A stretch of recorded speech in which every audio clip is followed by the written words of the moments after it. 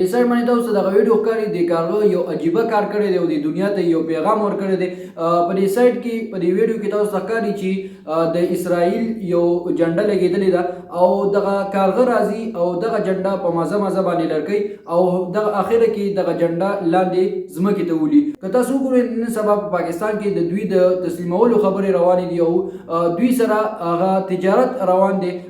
دوی سره تجارت هم شروع شوی دی، هغه سټپ اخیستل شوي دي.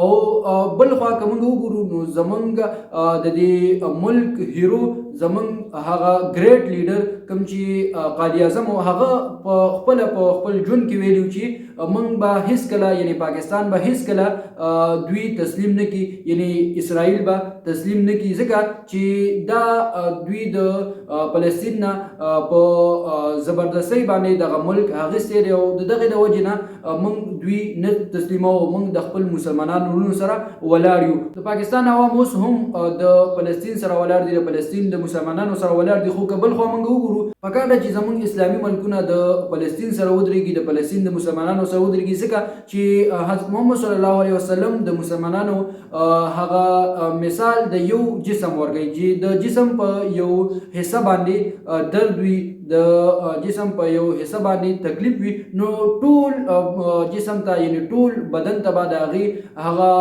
درد رسي، هغه ټول بدن به په ناقلاره وي، هغه ټول بدن به په درد او تکلیف کې وي.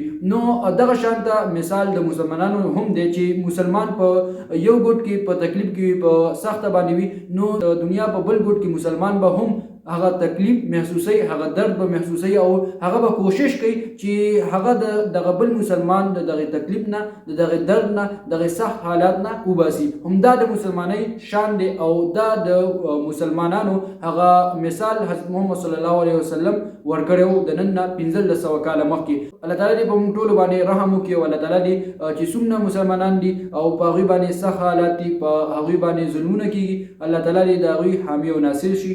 ډېره مننه کوم د وخت د راکولو ویډیو سره ضرور مخکې شیر کړئ، هر یو مسلمان ته دغه ویډیو ورسي. د وخت د راکولو یو جهان مننه کوم. لوی الله پامان.